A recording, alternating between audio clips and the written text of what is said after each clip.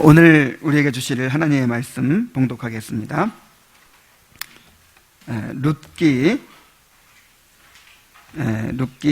4장 9절부터 22절까지의 말씀을 들으시기 바랍니다.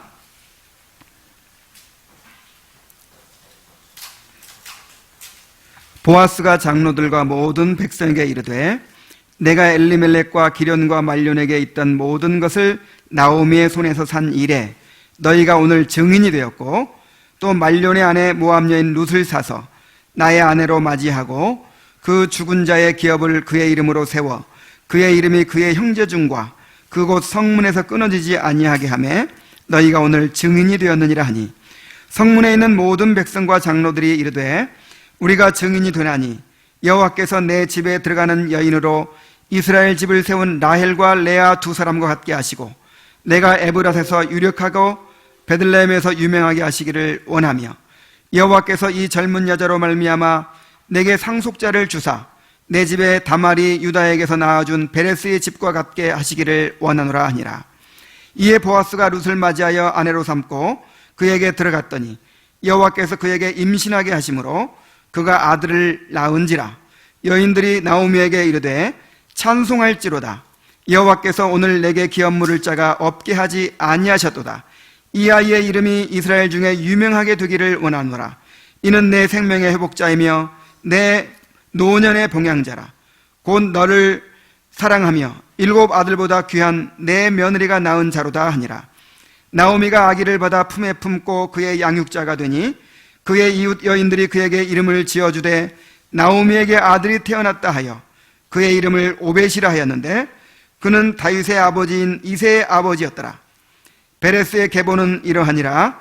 베레스는 헤스론을 낳고 헤스론은 람을 낳고 람은 아미나답을 낳았고 아미나답은 나손을 낳았고 나손은 살몬을 낳았고 살몬은 보아스를 낳았고 보아스는 오벳을 낳았고 오벳은 이새를 낳고 이새는 다윗을 낳았더라.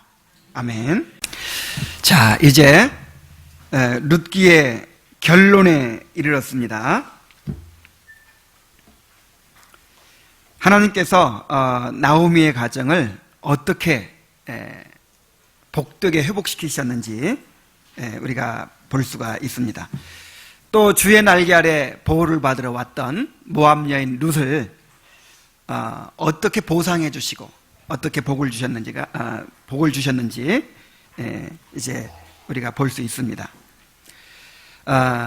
또한 이러한 과정을 통해서 하나님께서 당신의 기업인 이스라엘 백성들을 또 어떻게 회복시키시고 또 어떻게 보존하시고 또 위대한 구속의 사역을 이루어 가시는지를 우리가 또 발견할 수 있습니다.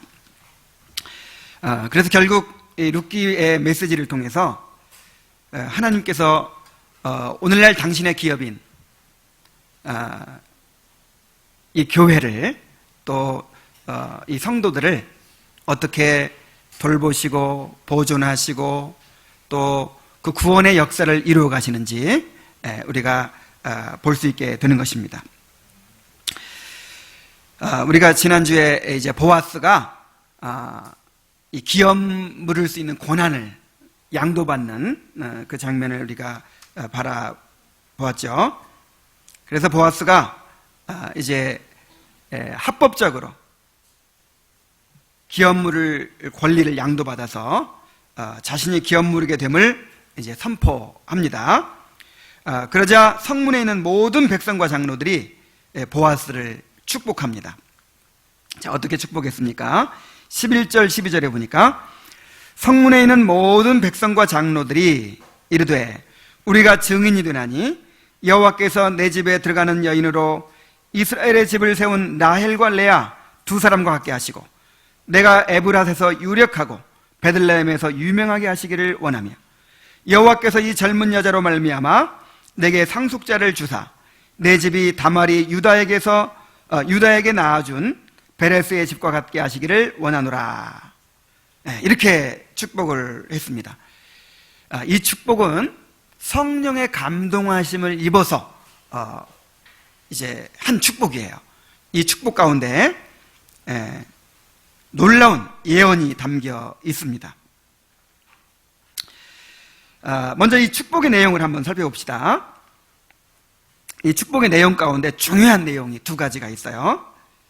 먼저 내 집에 들어가는 여인으로 이스라엘 집을 세운 라헬과 레아 두 사람과 함께 하시고 그랬죠. 자, 라헬과 레아가 누굽니까? 바로 야곱의 두 아내죠. 물론 이제 비라와 실바가 있었지만 이제 비라와 실바는 그 레아와 라헬에게 속한 이제 그런 여종이었죠. 그래서 정식 부인은 레아와 라헬입니다. 그런데 이 레아와 라헬이 이제 이스라엘 집을 세웠다 이렇게 표현되고 있죠. 왜 레아와 라헬을 통해서 이스라엘 집이 세워졌습니까? 이 라헬과 레아가 이제 그 비라와 실바도 있지만은 야곱의 12아들을 낳았어요. 그리고 이 야곱의 12아들이 이스라엘 12지파의 조상이 됩니다. 그리고 이제 그 이스라엘 12지파를 통해서 이스라엘 백성들이 형성이 된 거예요. 그래서 라헬과 레아를 이스라엘 집을 세운 사람이다 이렇게 표현하고 있는 것이죠. 자, 그러므로 룻이 라헬과 레아와 같이 된다 하는 말이 무엇이겠습니까? 이 룻이 낳을 자녀를 통해서 이 엘리멜렉 집, 이 나오미의 집이 회복될 뿐만 아니라 침체된 이스라엘을 다시 세우는 그런 역할을 하게 될 이제 왕이 태어나고 그 결과로 룻이 이스라엘 집을 다시 세우게 될 것이라 하는 것입니다. 자, 어떻게 해서 룻이 이스라엘 집을 다시 세우게 될 수 있습니까? 이 다음의 축복을 통해서 또 그 실마리를 찾을 수가 있어요. 내 집으로 다말이 유다에게 낳아준 베레스의 집과 같게 하시기를 원하노라 그랬죠. 이제 보아스의 집이 다말이 유다에게서 낳아준 베레스의 집과 같게 하시기를 원한다 그랬습니다. 갑자기 베레스라는 이름이 나오죠. 자, 베레스가 누굽니까? 이 베레스도요 룻의 경우처럼 다말이 계대 결혼을 통해서 낳은 유다의 아들이에요. 자, 이제 룻이 아기를 낳겠죠. 아기를 낳는데 이 아기는 이 계대 결혼을 통해서 이 기업 무르는 일을 통해서 낳은 아들이잖아요. 그런 것처럼 이 베레스라는 아들도 이 그냥 평범한 가정에서 낳은 아들이 아니고 이 다말이라는 여자가 계대 결혼을 통해서 낳은 아들이라 이 말이에요.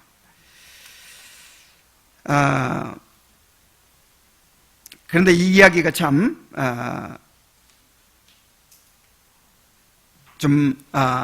어떻게 성경에 이런 이야기가 기록되어 있을까 할 정도로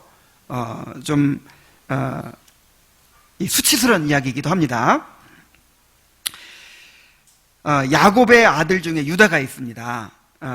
유다에게는 세 아들이 있었어요. 엘이라는 아들, 그 다음에 오난이라는 아들, 그 다음에 막내 셀라라는 아들이 있었어요. 이제 이 유다가 장남 엘을 다말이라는 여자와 결혼시켰어요. 그래서 이제 가정을 이루었는데 이 엘이 하나님 보시기에 악을 행해가지고 하나님의 벌을 받아서 죽었습니다. 이제 장남 엘이 죽자 이 다말이 과부가 됐죠. 그런데 이 유다가 그 동생 오난으로 하여금 이 형수인 다말과 결혼해가지고 죽은 형 엘의 기업을 잇도록 했어요. 아마 그 시대부터 이렇게 율법에는 이제 아직 율법은 주어지지 않았지만 이 계대 결혼의 풍습이 있었던 것 같아요. 기업을 이어주도록 대를 이어주도록 하는 그런 이제 계대 결혼의 풍습이 있었던 것 같아요. 그래서 이 다말이 그 시동생인 오난과 결혼을 했어요. 그런데 이 오난이 결혼을 했지만 자기가 낳는 아들이 자기 상속자가 되는 것이 아니라 누구의 상속자가 되는 거예요? 죽은 형의 상속자가 되고 형의 기업을 잇게 되는 거란 말이에요. 그래서 이제 그것을 기뻐하지 않았어요. 그래서 이 아이를 낳지 않기 위해서 그런 술수를 부렸습니다. 그래서 하나님 보시기에 악했어요, 이것이. 그래서 이 오난도 하나님께 벌을 받아서 죽었습니다. 이제 세 아들 중에서 누구만 남았어요? 이 아직 어린 막내 아들 셀라만 남았어요. 그래서 이제 또 셀라와 결혼을 시켜야 되는데 셀라는 너무 어리거든요. 그리고 또 셀라까지 죽을까봐 이제 유다가 다말에게 그렇게 얘기합니다. 아직 어리니까 장성할 때까지 기다려라 그랬어요. 그런데 세월이 흘러서 셀라가 결혼할 나이가 됐습니다. 그런데도 유다가 결혼인을 시켜주지 않아요. 왜냐하면 두 아들이나 죽었는데 또 셀라까지 죽으면 어떡해요? 그래서 약속을 어기고 이제 결혼을 시켜주지 않습니다. 그러자 다말이 어떻게 하든지 대를 이어야겠다는 그런 일념을 가지고 있었어요. 이 기업을 잇는 것을 그렇게 중요하게 여겼습니다. 옛날에는. 그래서 어떻게 했냐면은, 자, 기업을 잇긴 있는데 어떤 피를 받아야 돼요? 그 집안의 피를 받아야 되잖아요. 그래서 그 집안에 남아있는 남자는 이제 유다와 셀라밖에 없단 말이에요. 근데 셀라와 결혼을 안 시켜주죠. 그래서 그 유다가 마침 이제 그 상처를 하고 혼자 됐는데 유다가 좀 행실이 안 좋았던 모양이에요. 이제 그 창녀의 집을 찾아간 거예요. 그때 이 다말이 창녀로 변장을 하고 딱 기다리고 있다가 그 시아버지 유다와 동침을 했습니다. 시아버지는 아무것도 모르죠. 그래가지고 낳은 아들이 바로 이 베레스와 세라라는 아들이에요. 좀 아주 추악하게 그런 방법으로 낳았지만 어쨌든 계대 결혼을 통해서 낳은 아들이 이 베레스라는 아들입니다. 그런데 왜 하필 유다의 아들 베레스의 집같이 되라 그런 축복을 했을까요? 자, 이것은 또 야곱의 예언과 관계가 있습니다. 자, 우리 창세기 49장 10절 말씀을 한번 찾아봅시다.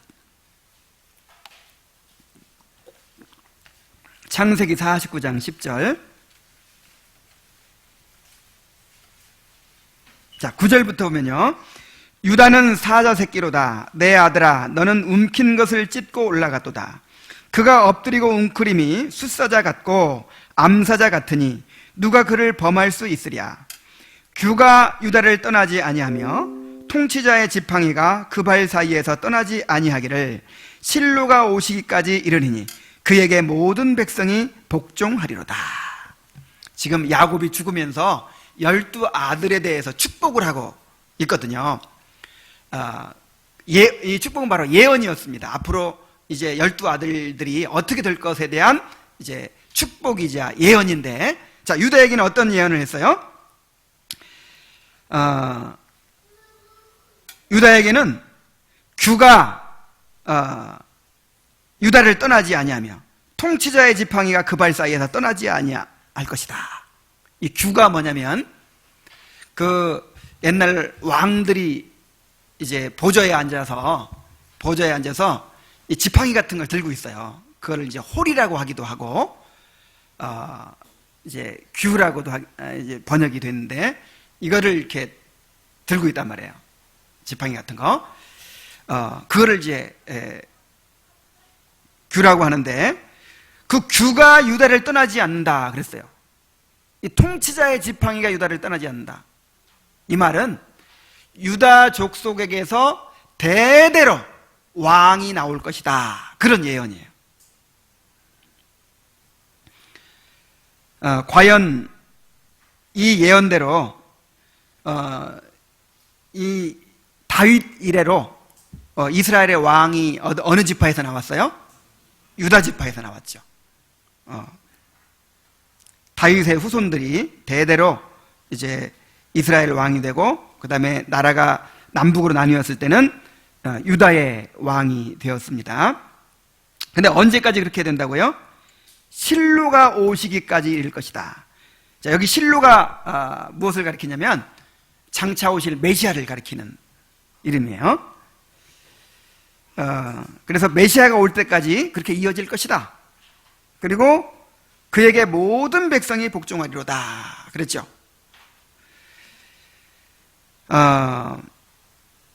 그래서 이 예언은 이제 유다 지파에서 왕들이 계속 나올 것이고, 또한 메시아가 그 유다 지파에서 태어나게 될 것이다 라고 하는 예언이었습니다. 자, 그러므로 보아스의 집이 베레스의 집같이 된다, 이게 무슨 뜻이겠어요? 보아스와 룻의 후손을 통해서 이스라엘을 부흥시킬 그 야곱이 예언했던 그 왕이 나올 것이다 하는 그런 예언인 것입니다. 더 나아가서 영원한 왕이신 메시아가 이 보아스와 룻의 후손을 통해서 나오게 될 것이다 라고 하는 예언이었어요. 자, 이 축복이 이제 실제적으로 성취가 됩니다. 성취가 된다는 것을 이 룻기 저자가 이야기를 합니다. 자, 어떻게 성취되는지 봅시다. 13절에 보니까 이에 보아스가 룻을 맞이하여 아내로 삼고 그에게 들어갔더니 여호와께서 그에게 임신하게 하심으로 그가 아들을 낳은지라 그랬어요. 자, 하나님이 혼인한 보아스와 룻에게 아들을 주셨습니다. 참 이것도 기가 막힌 일이죠. 룻이 결혼을 했었죠. 결혼 생활을 꽤 오래 했죠. 10년까지는 아니더라도 어쨌든 거의 10년이 다 되도록 결혼 생활을 했어요. 그런데 아이가 있었어요, 없었어요?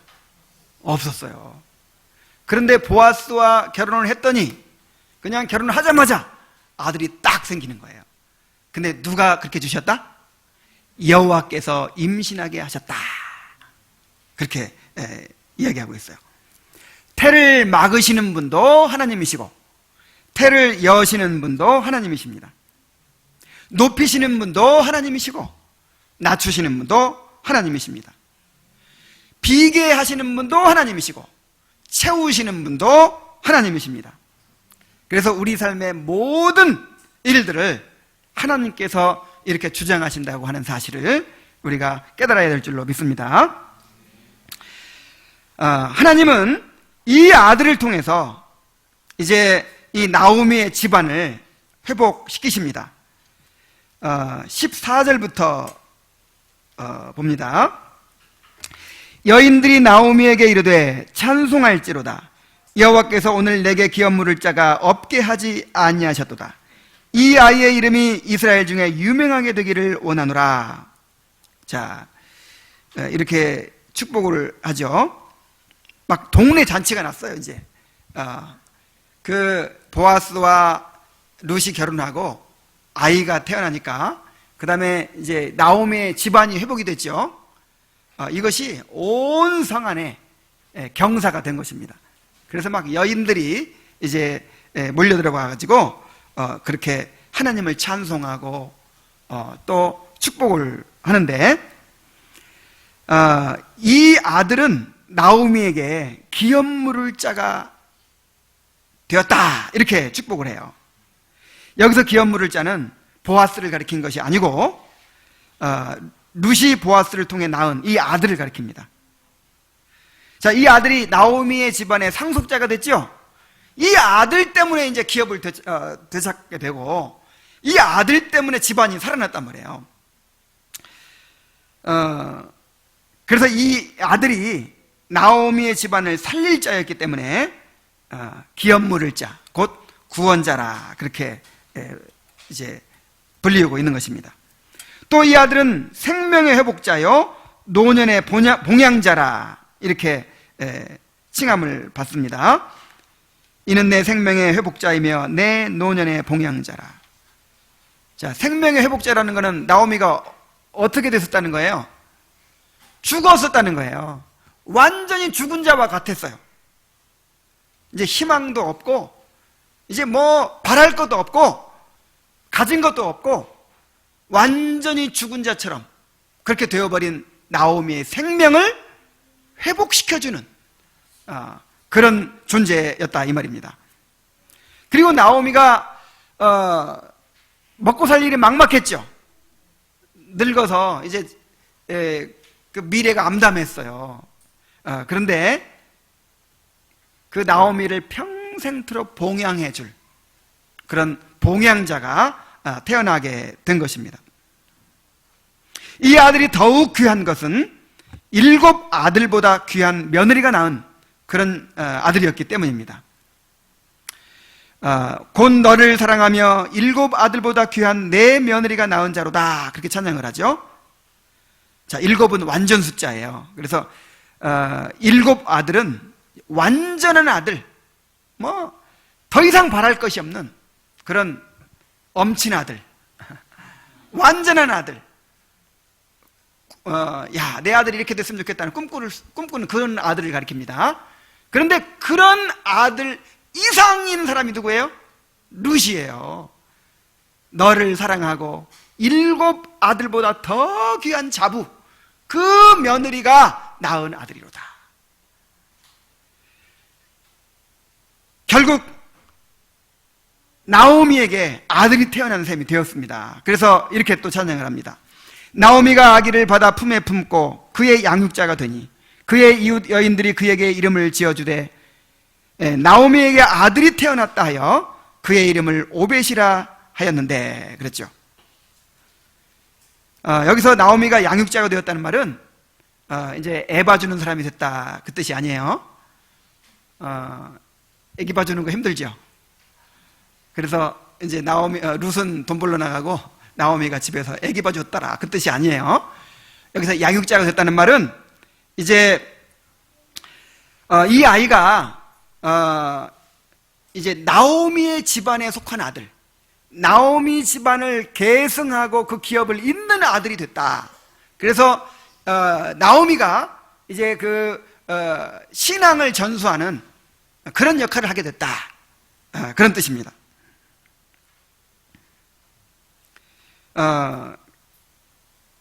이웃 여인들이 그 아이의 이름을 지어주죠.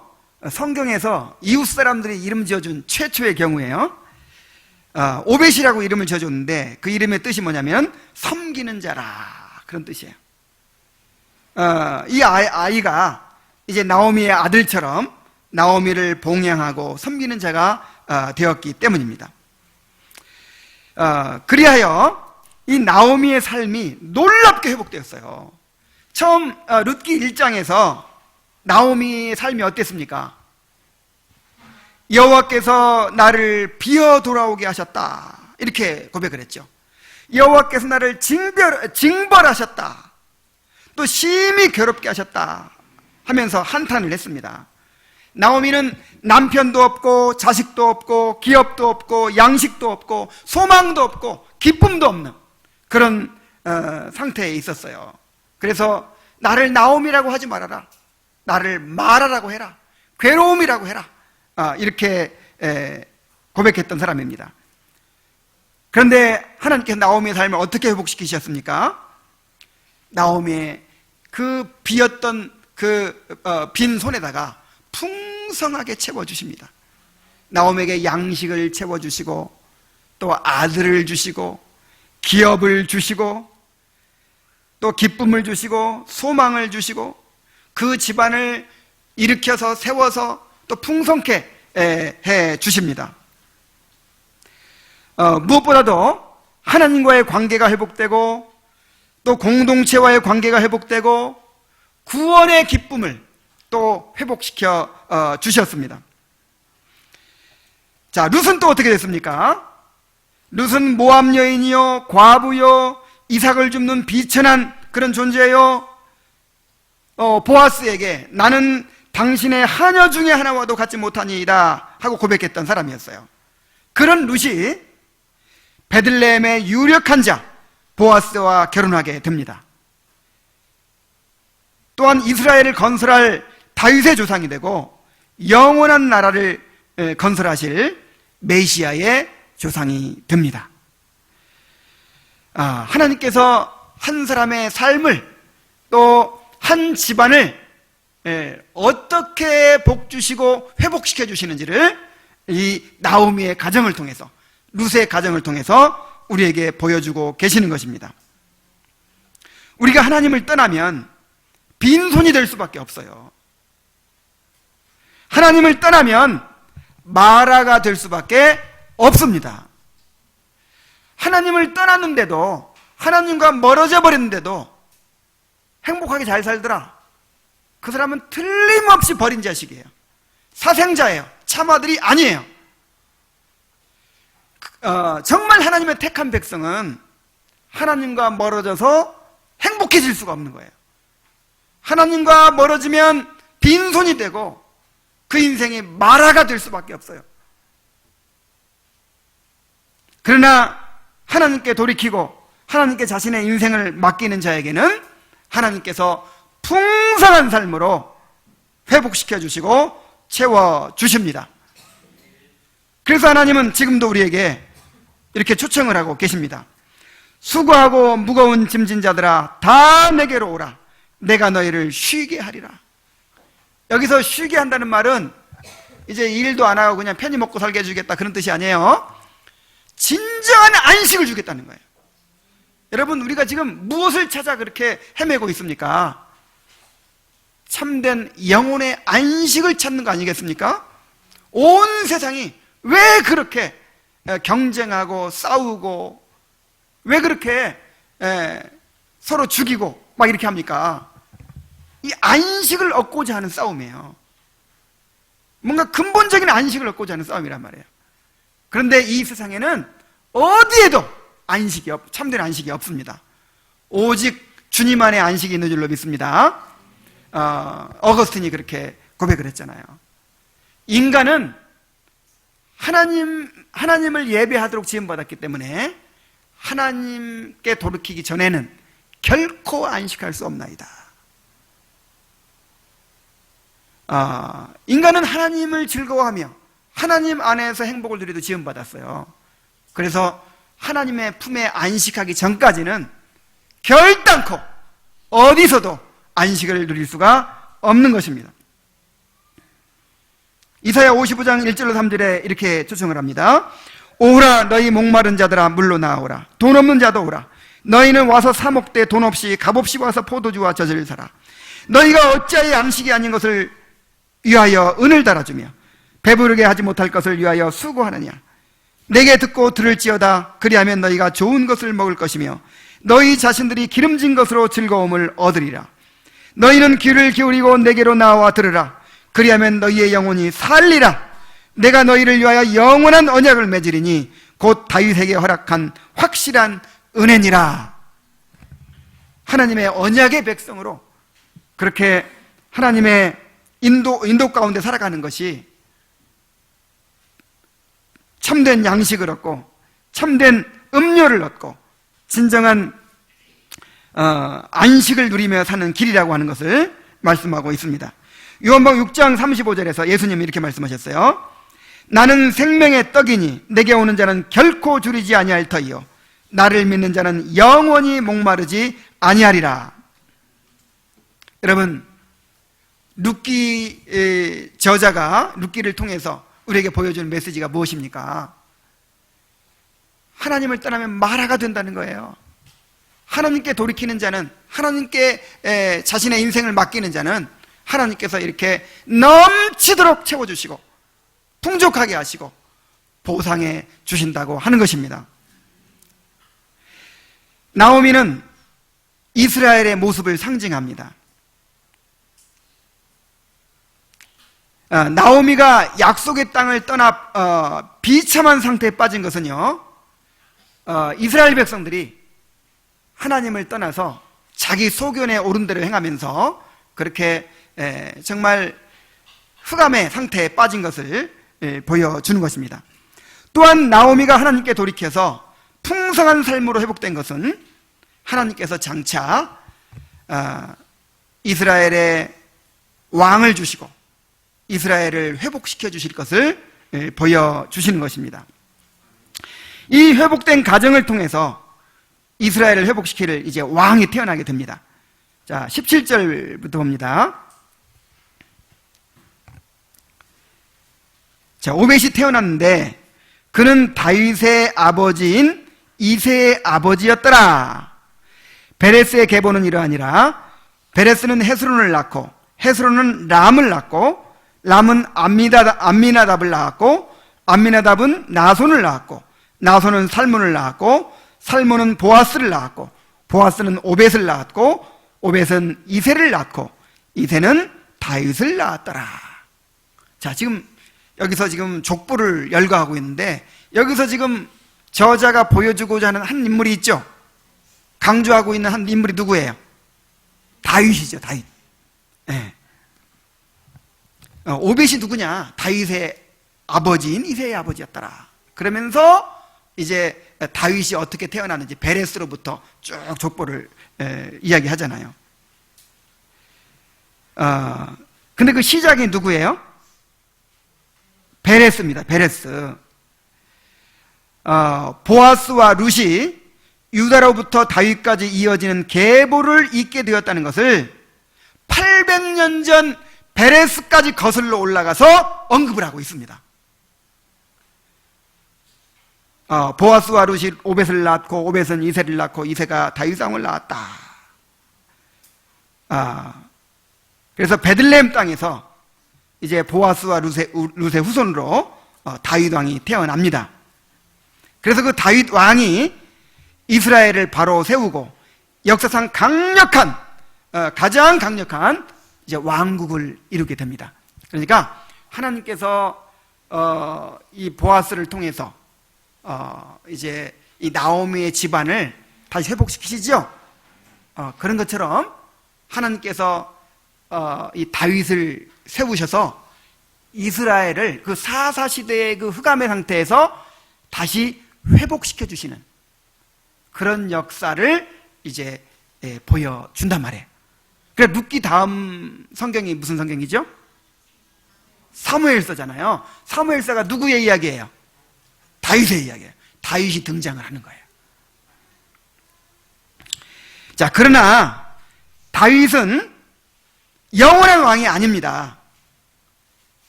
또 이스라엘도 영원한 하나님의 나라는 아니었어요.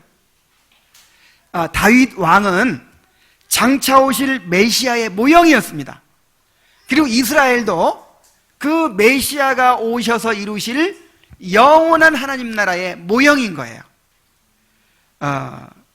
그래서 이제 다윗의 자손 중에서 메시아가 탄생하심으로써 새로운 영적 이스라엘을 이제 건설하게 될 것이었습니다.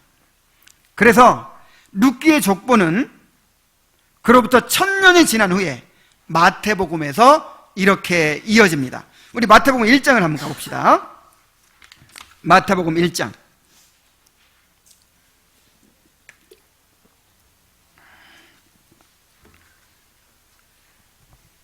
자, 룻기의 족보가 누구까지 끝났죠? 다윗왕을 낳았더라 그랬죠? 이제 마태복음의 족보는 누구로부터 시작되냐면 다윗부터 이어집니다. 아브라함과 다윗의 자손 예수 그리스도의 계보라. 아브라함이 이삭을 낳고 이삭은 야곱을 낳고 야곱은 유다와 그의 형제들을 낳고 유다는 다말에게서 베레스와 세라를 낳고 베레스는 헤스론을 낳고 헤스론은 람을 낳고 람은 아미나답을 낳고 아미나답은 나손을 낳고 나손은 살몬을 낳고 살몬은 라합에게서 보아스를 낳고 보아스는 룻에게서 오벳을 낳고 오벳은 이새를 낳았고 이새는 다윗왕을 낳으니라. 그러면서 이제 쭉 내려가다 보니까 16절에 야곱은 마리아의 남편 요셉을 낳았으니 마리아에게서 그리스도로 칭하는 예수가 나시니라. 그렇죠. 자, 야곱이 죽을 때 뭘 예언했다고요?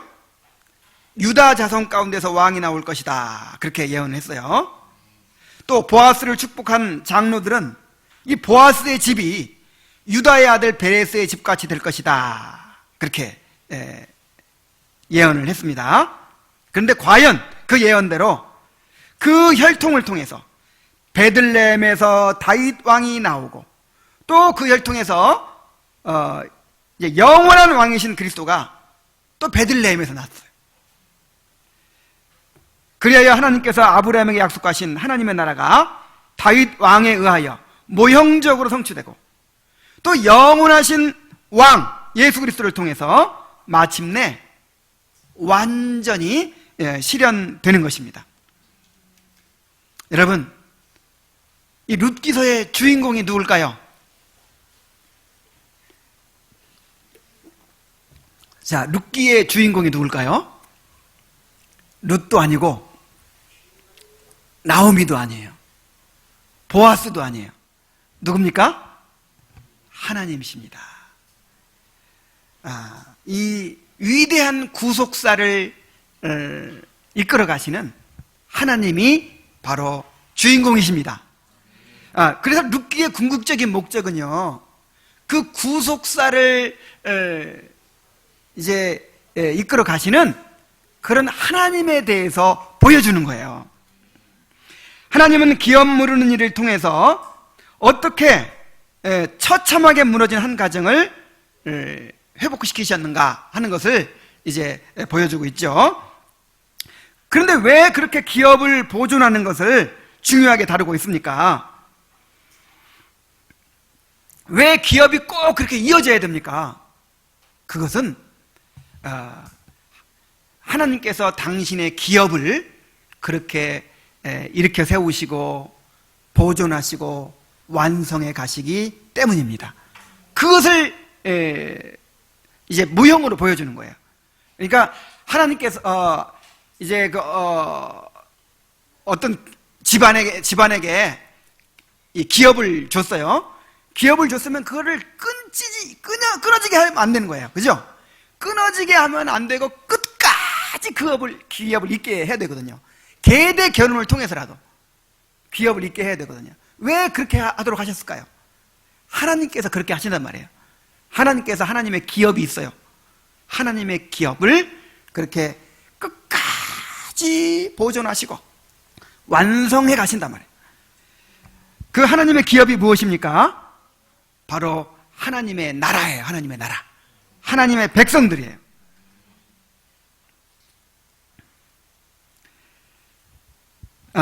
타락 이후부터, 이제 아담과 하와가 타락한 이후부터 주님이 다시 오셔서 하나님의 나라를 이제 완성하실 때까지 그 역사를 구속사라고 합니다. 뭐라고요? 구속사. 타락 이후부터 이제 타락했을 때는 하나님의 기업이 완전히 그냥 무너져 버렸죠. 그런데 그 기업을 다시 이렇게 세우시고 보존하시고 완성해가지고, 자, 완성이 언제 돼요? 예수님 오실 때. 그렇게 완성하실 때까지의 그 역사를 구속사라고 한단 말이에요. 자, 성경은 바로 그 구속사를 기록한 책이에요. 하나님께서 당신의 백성을 일으키시고 기업을 일으키시고 보존하시고 그것을 완성해 가시는 그 역사를 기록한 책이 바로 성경이란 말이에요. 자, 그런데 하나님께서 어떻게 그 기업을 일으키시고 또 보존해 가십니까? 여러분, 이 세상은 정말 악한 세상이죠.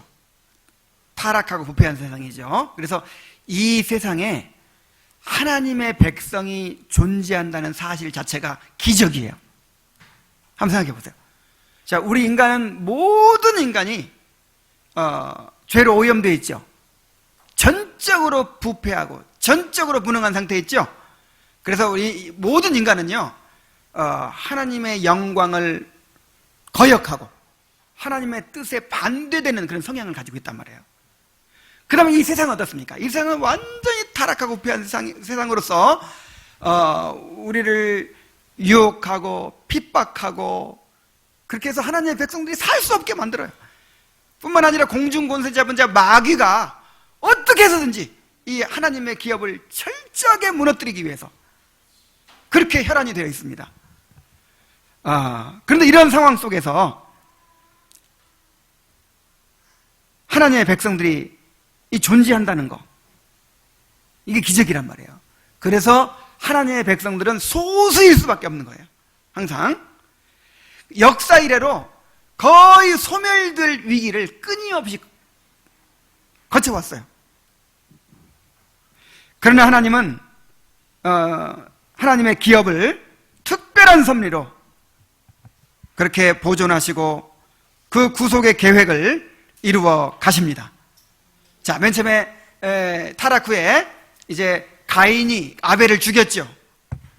그때 하나님께서는 셋의 자손을 택하셔서 하나님의 기업을 이어가게 하셨어요. 근데 셋의 자손들도 나중에 완전히 타락해버리죠. 그냥 하나님의 아들들이 사람의 딸들을 보고 이제 결혼을 하게 되죠. 이 하나님의 아들들은 바로 하나님의 기업, 셋의 자손들을 말하는 것이고, 사람의 딸들은 바로 이제 가인의 그 타락한 자손들을 말하는 건데, 막 섞여버립니다. 그래가지고 완전히 타락하고 이제 하나님께서 이 세상을 다 쓸어버려야 될 그런 상황에 처하게 됐어요. 그런데 그 가운데서도 누구를 남기셨어요? 노아의 가족들이 하나님의 기업으로 남았어요. 정말 이런 사실을 보면 얼마나 참 아슬아슬합니까? 노아의 가족들이 남았어요. 그리고 이제 노아의 가족을 보존하셔서 하나님의 기업을 이어가셨는데, 또 얼마 후에 완전히 또 타락했죠. 완전히 그냥 온 세상이 타락을 했어요. 그때 하나님께서 아브라함을 선택하시고 아브라함의 가족을 이제 하나님의 기업으로 이제 보존해 가십니다. 그래서 온갖 악한 그런 나라들, 악한 백성들 틈에서 그 아브라함, 이삭, 야곱, 요셉 이런 가족들을, 하나님의 기업을 이제 보존해 가시는 거예요. 그들이 소멸되지 않고 신앙을 잃지 않고 그렇게 보존된 거, 이것이 하나님의 은혜란 말이에요. 하나님께서 보존해 가십니다. 그리고 결국 야곱의 자손을 통해서 이제 이스라엘 그러니까 한 족속에서 이스라엘 나라로 이렇게 이제 확장이 됐어요. 하나님의 기업이. 그런데 계속해서 또 이제 신앙을 잃어버리는 것이 반복이 돼요. 바로 이 사사시대를 한번 보세요.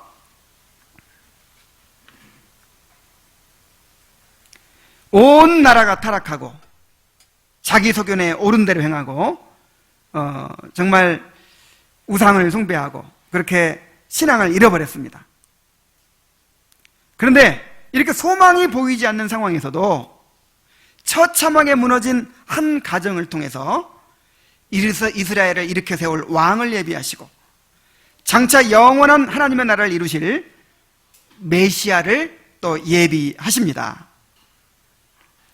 그래서 우리는 이 룻기를 통해서 이제 끝났다고 생각하는 상황에서도, 소망이 없다고 여겨지는 상황에서도 하나님의 섭리가 항상 진행되고 있다는 사실을 발견할 수가 있는 것입니다. 엘리야가 모든 선지자들이 죽고, 하나님 선지자들이 죽고 이제 온 나라가 바알 신앙으로 다 기울어져 버리고 이제 나만 남았습니다 하면서 한탄했죠. 그때 하나님께서 뭐라고 하셨어요? 내가 아직 바알에게 무릎 꿇지 않은 7,000명을 남겨두었다.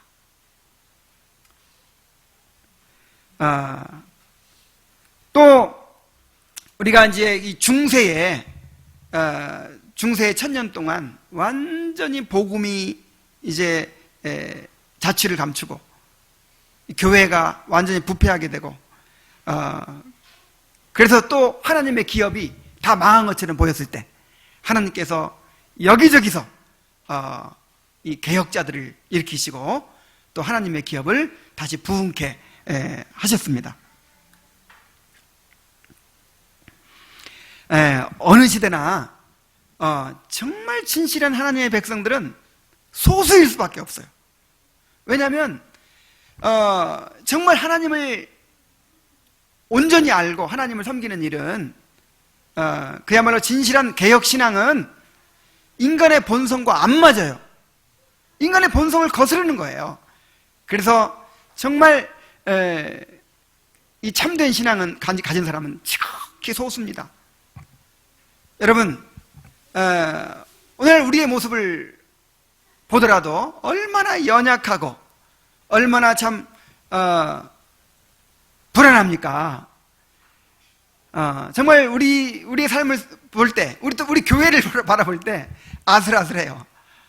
정말 어떻게 이것이 이렇게 지속될 수 있을까? 보존될 수 있을까? 우리의 신앙을 어떻게 우리 자손들에게 전수할 수 있을까? 정말 막막하고 어렵죠? 불안하죠? 두렵죠? 그러나 하나님은 오늘날에도 여전히 당신의 백성들을 보존하시고 구속의 계획을 이루어 가십니다. 제가 너무나도 이 거대한 얘기만 했는데 이제 좁혀가지고 하나님께서 여러분들 한 사람 한 사람을 이렇게 돌보시고 인도하시고 섭리해 가신단 말이에요. 정말 우리가 눈에 보기에는 오늘날 하나님의 역사하심이 어디 있는가? 왜 하나님이 살아계시는데 이렇게 처처해서 악한 일들이 일어나고 이렇게 흉악한 일들이 일어나는가? 왜 참된 하나님의 백성들을 우리가 찾아보기 어려운가? 그러면서 낙심할 수가 있죠. 엘리야처럼 나만 남았다고 생각할 수가 있죠.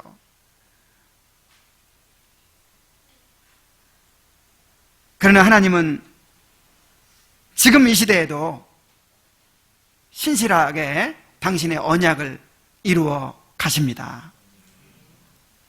이런 하나님의 섭리를 깨닫는다면 우리가 어떻게 살아야 되겠습니까?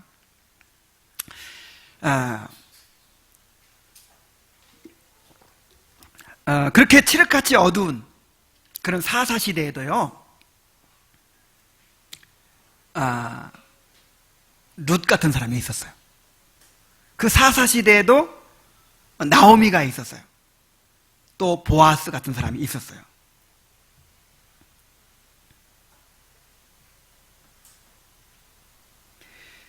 나오미가 하나님께로 돌이켰습니다. 룻은 하나님의 백성이 되고자 자신의 모든 것을 다 포기하고 하나님 앞에 하나님께 자기의 인생을 걸었습니다. 보아스는 다른 사람들은 어떻게 살든지 상관없이 하나님의 헤세드를 드러냈습니다. 그래야 이 소수의 사람들을 통해서, 하나님의 사람들을 통해서 위대한 구속의 역사가 이루어졌습니다. 그래서 오늘 우리도 나오미처럼 어렵더라도 약속의 땅에 거해야 됩니다. 룻처럼 하나님께 자신의 삶을 온전히 맡겨야 돼요. 하나님의 섭리를 믿고 하나님의 은혜에 의지해서 살아가야 합니다. 보아스처럼 비록 불리하고 손해보는 일이 있더라도 하나님의 헤세드로 살아야 돼요. 하나님의 말씀대로 살아야 돼요. 이 땅에서 성공하고 이 땅에서 주류사회의 일원이 되고 이 땅에서 사람들에게 유명한 사람이 될지라도 이 보아스보다 우선순위의 그 기업물을 권리를 가졌던 사람, 이름조차 나오지 않은 이 아무개처럼 그렇게 자기 이익을 따라서, 자기 유익을 따라서 하나님의 뜻을 저버리며 산다면 나중에 하나님께서 내가 너를 도무지 알지 못하노니 불법을 행하는 자들아 나를 떠나가라 하는 심판을 받게 될 것입니다. 그래서 그보다 불행한 일이 없어요.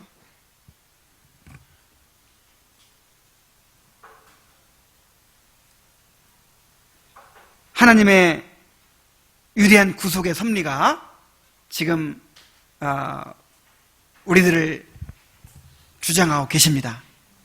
이 주님의 교회를 주장하고 계십니다. 하나님의 구속의 섭리를 믿고 신뢰하고 나오미처럼, 룻처럼, 보아스처럼 그렇게 하나님의 백성으로 살아가도록